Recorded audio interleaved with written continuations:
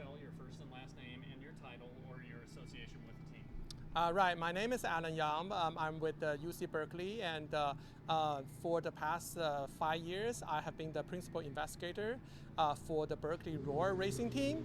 And then we are fortunate to be able to also own one of the 10 teams that participate in Indy Autonomous Challenge this week, particularly for tomorrow's finale.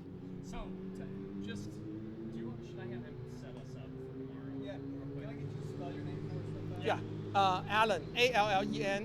Okay. And this is kind of separate from everything, but can you tell us what is happening here tomorrow at 1 p.m.?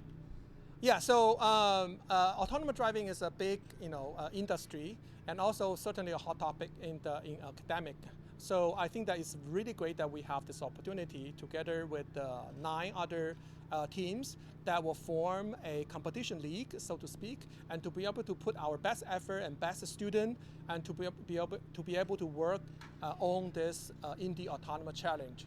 Through the challenge, we can put a lot of things that we have learned, a lot of things that we don't know that we know we didn't learn, and then to the test, and then being able to improve our solution all by ourselves through just driving faster, or doing the head-to-head competition with other teams.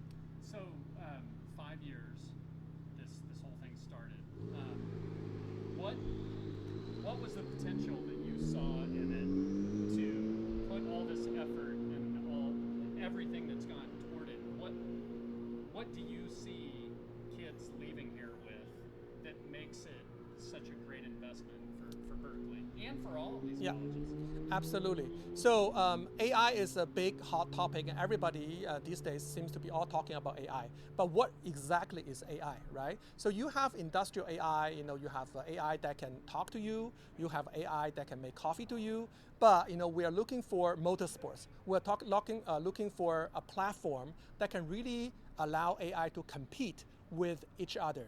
And I think that no other better platform can compare with the motorsports. So therefore, I think that this is a great opportunity to combine the matured, and everybody know about it, the motorsports with the hot topic of AI. So in this case, I think that we are working on some really cutting edge scenarios. For example, driving the car north of 150 miles per hour. So that will give you double and triple, the high speed limit ticket. But at those edge cases, we are exploring solutions not even normal car companies have the know-how to do. At the same time, we are putting cutting edge sensors on those platforms. So itself turn into a research platform to really test all kinds of solutions. So what do you see these kids are here because they're passionate about the science, the physics, the aerodynamics, you name it. But I'm sure every time you come here for this, you see kids make a transition. And can you talk about that a little bit, about how much this does for these kids that put all this time and effort into it after this car goes by?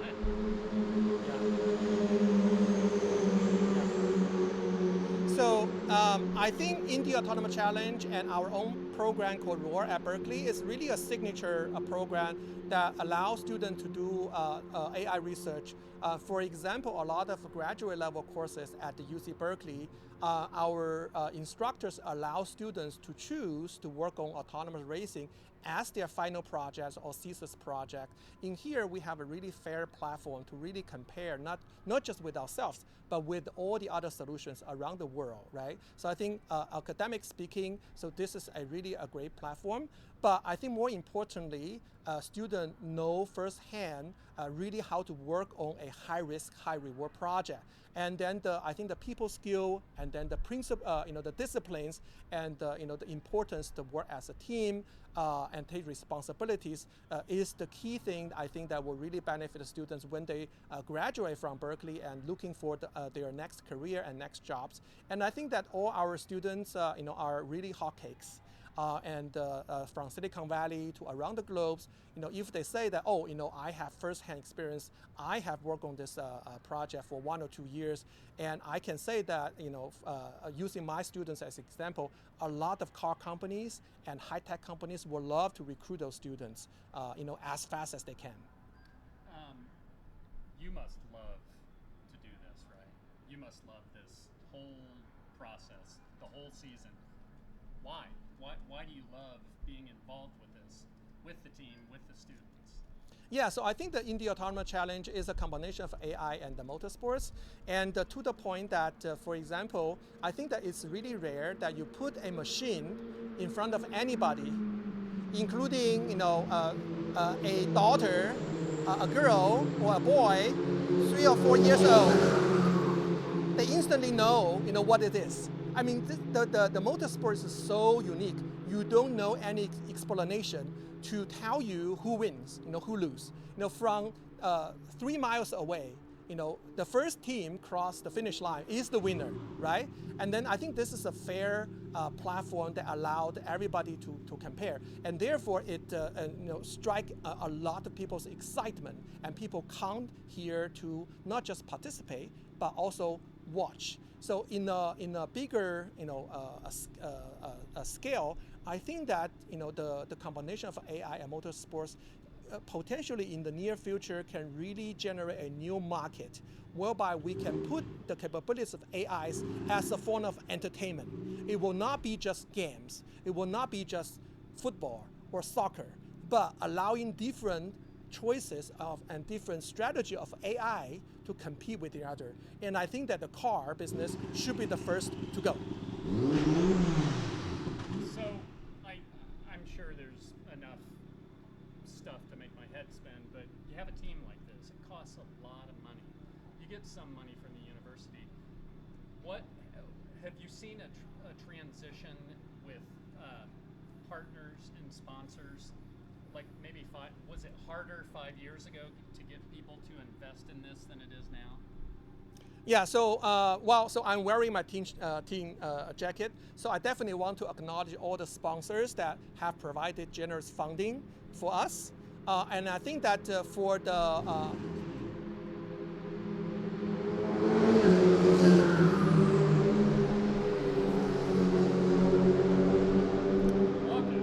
right. So in general, for motorsports, the competition, the game part, you always should expect to lose money. But what you get in reward, number one is that you get a new generation of workforce, of students and future innovators who know infinitely well of AI. I think this human resources is really the value for this platform. And we are also getting industrial support from the companies more directly, because the students can come out of our garage and finish the competition and go directly work for some great companies around the world. And so definitely the industry will also benefit from there. And globally, I really want to bring, hopefully together with the 9 other teams and then more organizers, to bring this kind of competition into other portion of the world, so that we can get more support from the industry, different corner of the world, and also to the government, so that not just for the entertainment and motorsports, but can also benefit for education. Yeah. You can look at me, he'll ask you though. You talked a little bit about, the team and everybody does, learning opportunities, but what does it do for the industry in terms of what can the industry learn while you're out here of automobile? How will this translate more into consumer? You can talk to Jay. Yeah, that's an excellent question. From our experience in the past 5 years, so what we are doing is really pushing the envelope of people's understanding what AI can do. So if you work on an AI system for consumer cars, the number one issue is safety. You want your car at all time to be safe. So therefore, for a autonomous driving to just simply follow the car, doing adaptive cruise control is totally acceptable. When you change lanes, you ask the driver to give you indication to do that. But for racing, and I think that is one of the examples that we are exploring a corner of unknowns that the majority of the industry still don't know how to handle that. And literally pushing the car to north of 150 miles can actually generate a failure, and those special cases that the information will be also valuable for car companies, and then they will take that into their reference to improve the car. And I think that in multiple cases we have provided feedbacks to our suppliers and hardware providers, and then they have already benefit from our test bed.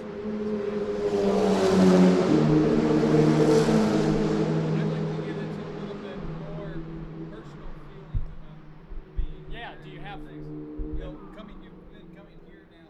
You did 2021 race. Right. What's it like coming here into the Indianapolis Motor Speedway and doing this? Is it special with you in any way? If it doesn't, you don't have to say it. Yeah. Personally, I have worked for Berkeley for the past 19 years. Being a researcher, I know very well the effort to be able to really write a good paper. And I know the effort to really write a good curriculum to offer a course, and also supervise the students to get PhD and graduate.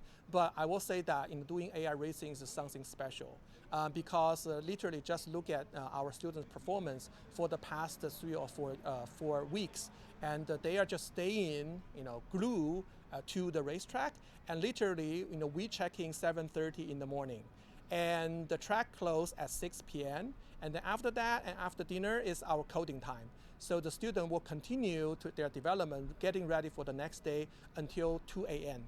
at night. So really, this is a job that you have to really be your passion. If you're not passionate about this, then you won't survive this environment. Only sleeping for 4 days and driving $1 million car, day in and day out continuously for 4 weeks. But if this is what you love, and you wouldn't leave this space and go anywhere else. And I think that that I think is the unique attraction of this project. Okay, so tomorrow at 1 p.m. the competition starts. Give me an overview, like a 30-second, 45-second definition of what the team is going to be doing, what's going to be going through their heads, and just kind of set the scene for me for tomorrow. Yeah, so after 4 or more weeks of preparation, I think that our team is ready to take on this challenge and also put out our best show and best performance against the 9 other global teams. So for tomorrow, we are going to have 2 sets of competition.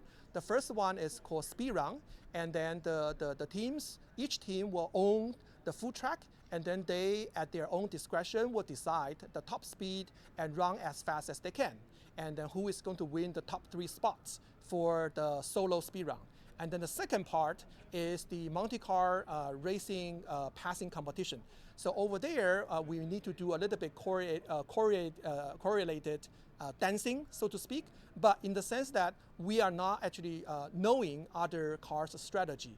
And then we are going to have 2 cars on the track, and then we have to take care of our own racing strategy and also compare our strategy with another car strategy either in front of us or behind us, so that at the end we can be the winner as we are driving faster and faster, and who will be the last person standing or last vehicle standing, so to speak.